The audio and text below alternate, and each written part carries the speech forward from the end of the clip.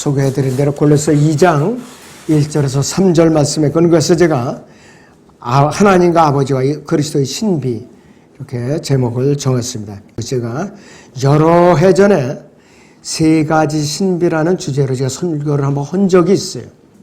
그럼 오늘 새로운 각도에서 말씀을 이제 전하고자 합니다. 우선 먼저 여러분들 사도행전 20장을 봅니다. 26절에서 27절을 같이 보겠습니다. 그러므로 내가 오늘 너희에게 증거하느냐 모든 사람의 피로부터 내가 깨끗하니 이는 내가 하나님의 모든 계획을 조금도 주저함이 없이 너희에게 전해 주었음이라 그랬습니다. 하나님의 모든 계획이라고 그랬어요.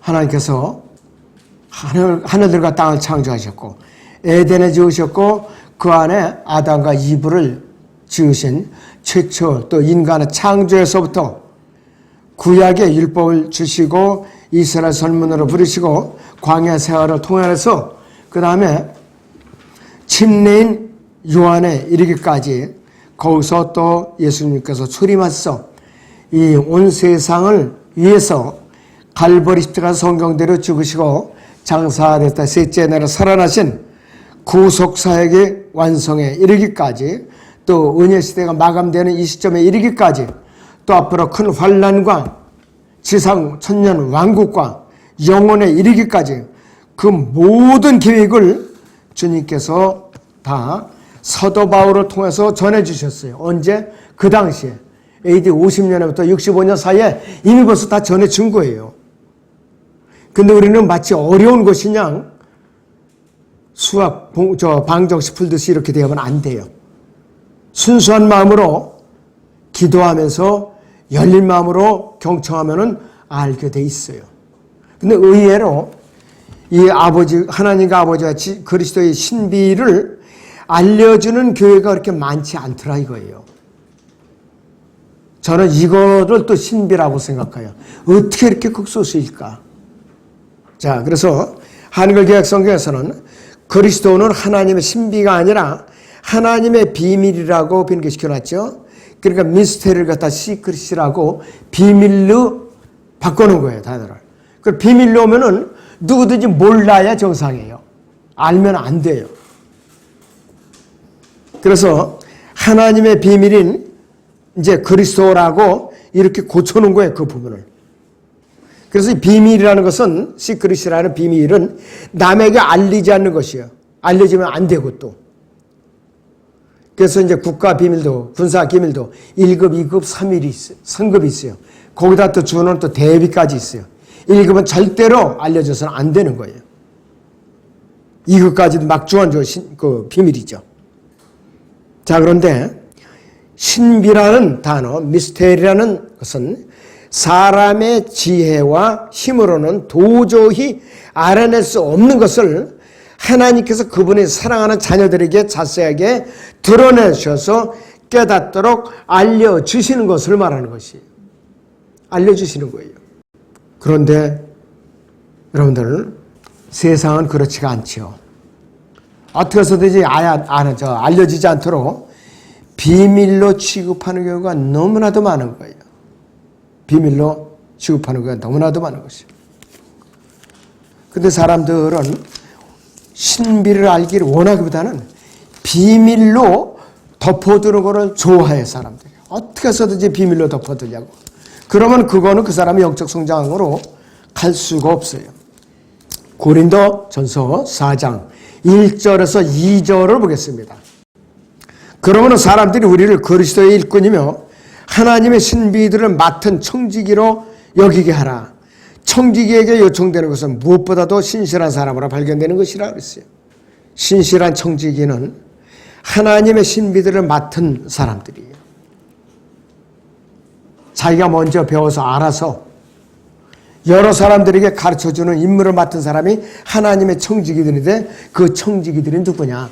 교회에 기름 부어받은 목사, 그 당시에는 장로라고 그랬죠? 감독이라고 그랬죠? 그리고 교회 안에서 말씀을 잘 배운 집사들, 그 다음에 주일학교 성경 교사들, 이런 사람들이 청지기 직분을 갖춘 사람들이에요. 그런 사람들을 통해서 하나님의 신비가 계속해서 알려지고 전파되어 마땅한 거라 이것이에요. 자, 주 예수 그리스도가 만약에 비밀이라면은 그분이 사람들에게 어떻게 알려질 수가 있는가? 끝까지 비밀로 남아있어야죠.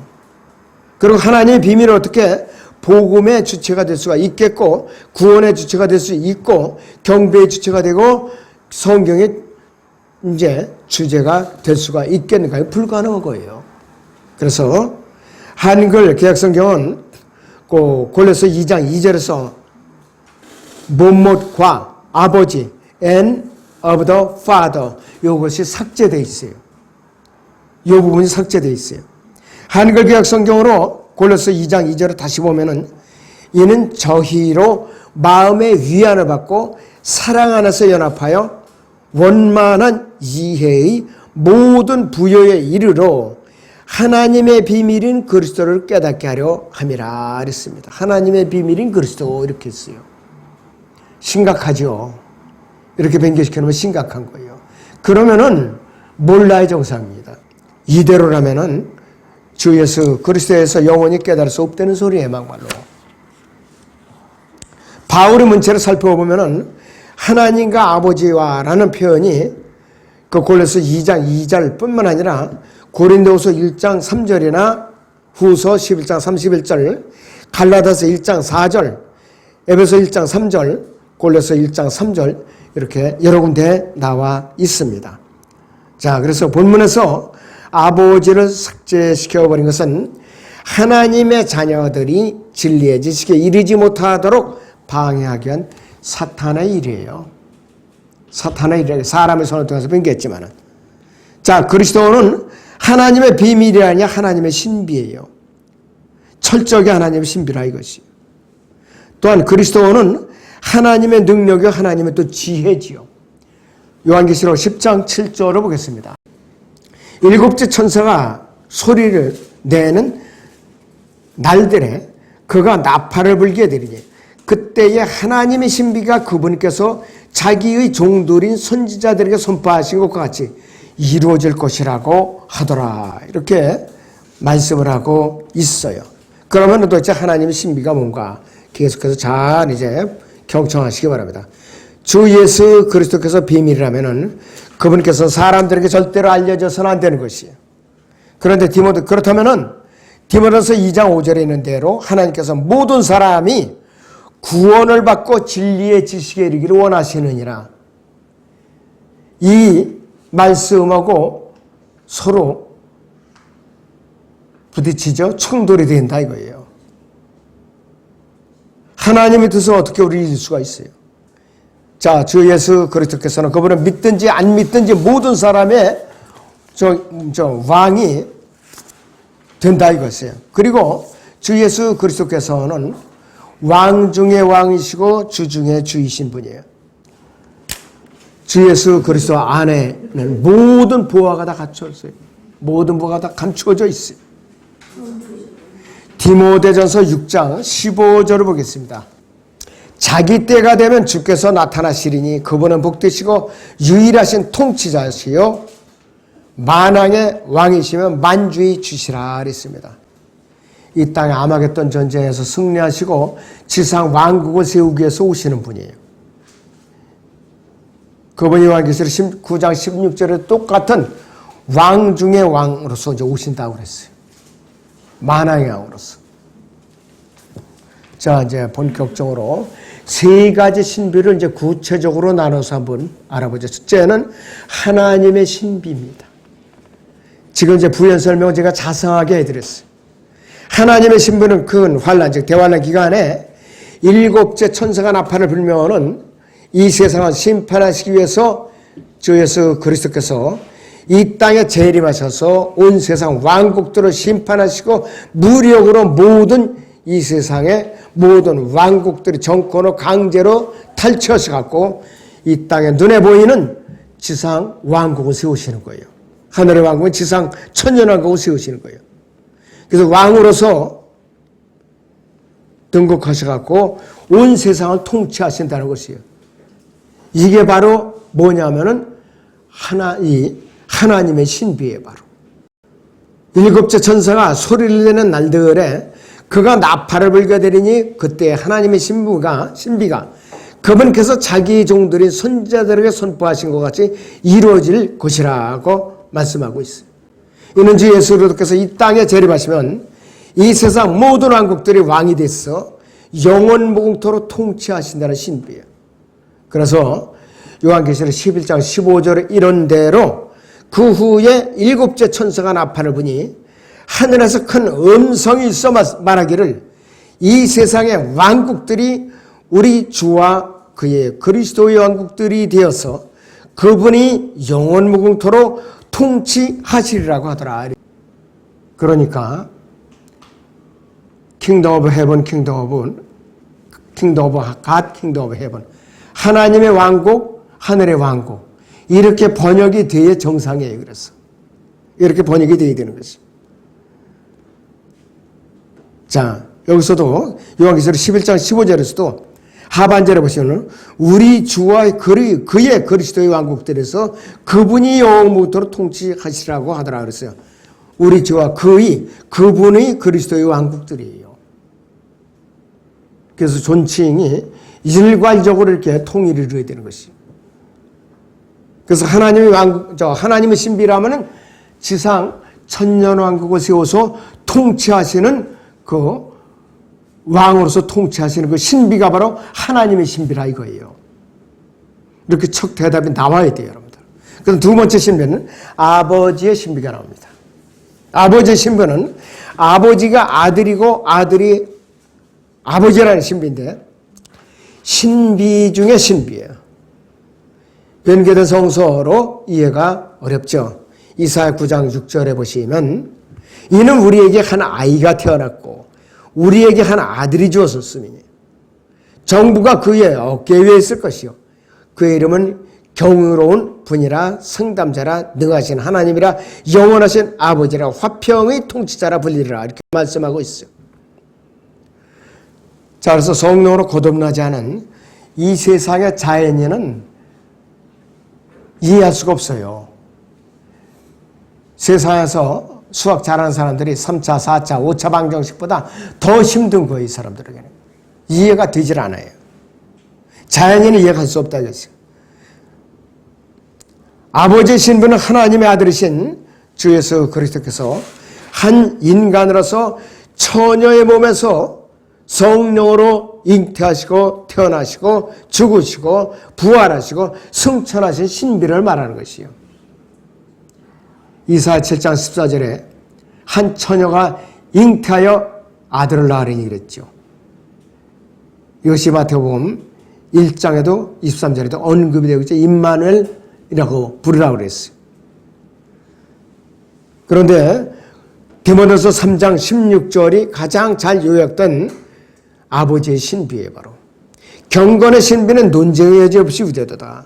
하나님께서는 육신으로 나타나셨고 성령으로 어렵게 됐으며 천사들에게 보이셨고 이방인들에게 전파되셨으며 세상에서 믿음 받으셨고 영광 가운데로 들려 올라가셨음이라고 선포하고 그렇기 때문에 디모데서 3장 16절의 경건의 신비는 바로 아버지의 신비다. 이것이 이사야 9장 6절의 내용이에요. 바로 굉장히 중요한 겁니다.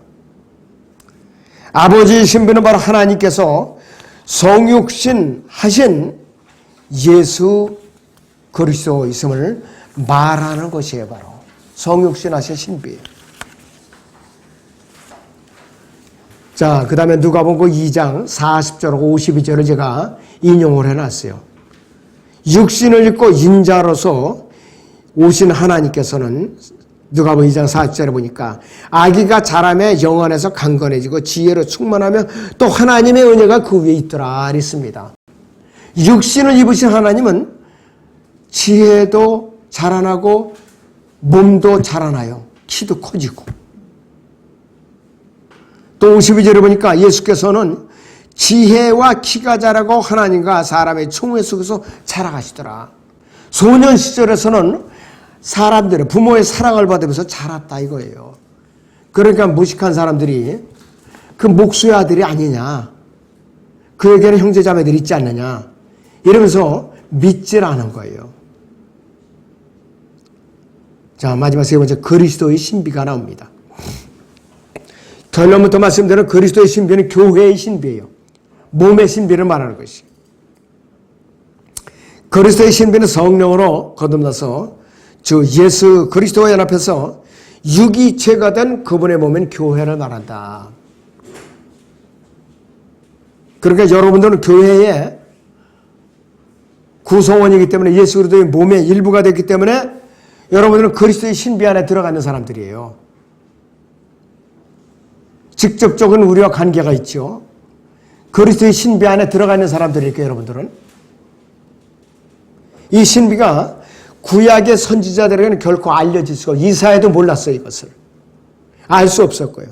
또 심지어 천사들도 몰랐기 때문에 간절히 알기를 원했던 신비예요.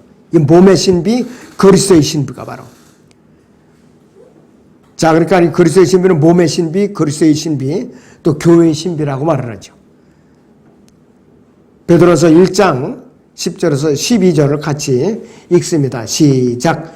이 구원에 관해서는 너희에게 말 은혜에 관하여 예언한 선지자들이 열심히 조사하고 살펴보던 것이며 그들 안에 계셨던 그리스도의 영이 그리스도의 고난과 다가올 영광을 미리 증거하실 때 그 영이 무엇을 또 어떤 시기를 지시하는지 탐구하던 것이라. 그들이 행한 사역들은 자신들을 위한 것이 아니라 우리를 위한 것임이 그들에게 계시되었고 이것이 하늘로부터 보내신 성령으로 너희에게 복음을 전한 자들을 통하여 너희에게 이제 전해졌으니 천사들도 살펴보기를 간절히 바라는 것들이니라 이렇게 있어요. 구약의 선지자들이 안에 있었던 영이 바로 그리스도의 영이라고 그랬어요. 성령이라고 그랬어요. 바로. 그리고 구약에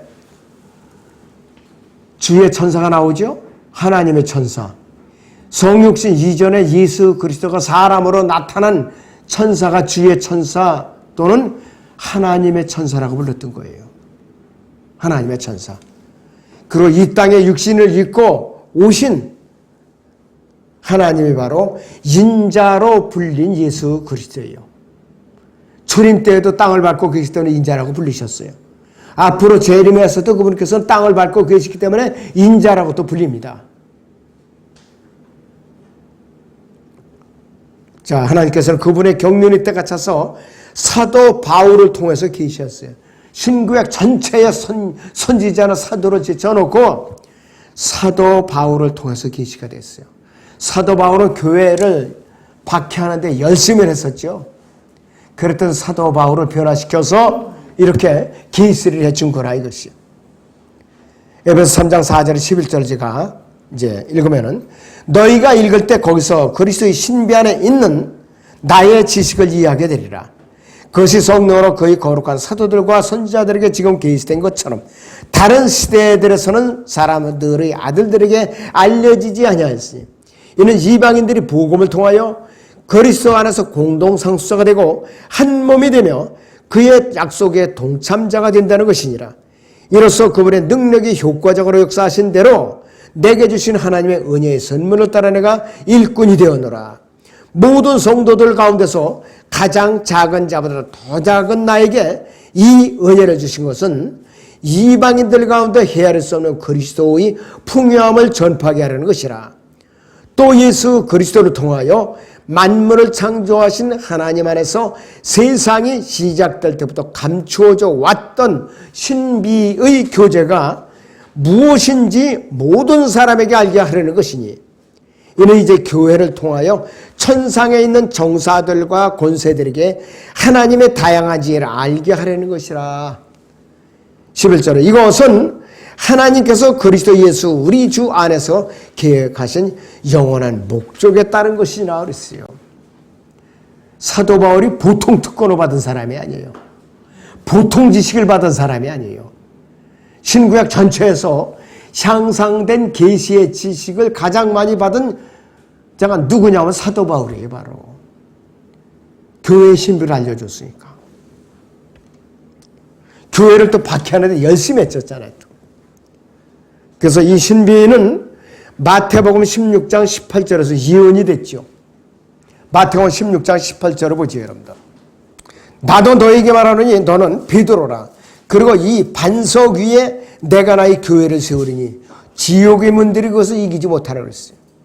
이 반석, 예수 그리스도라는 반석 위에 나의 교회를 세우리라고 그랬대요.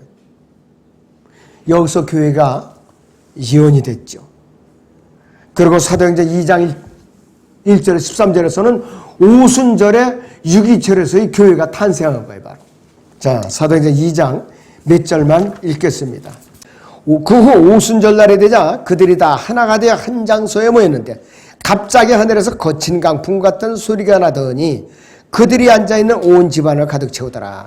거기에 불같은 모양으로 갈라진 혀들이 나타나 그들 각 사람 위에 머물더니 그들 모두가 성령으로 충만하여 성령께서 그들에게 발설하게 하신 대로 다른 방언들로 말하기 시작하더라 그랬습니다.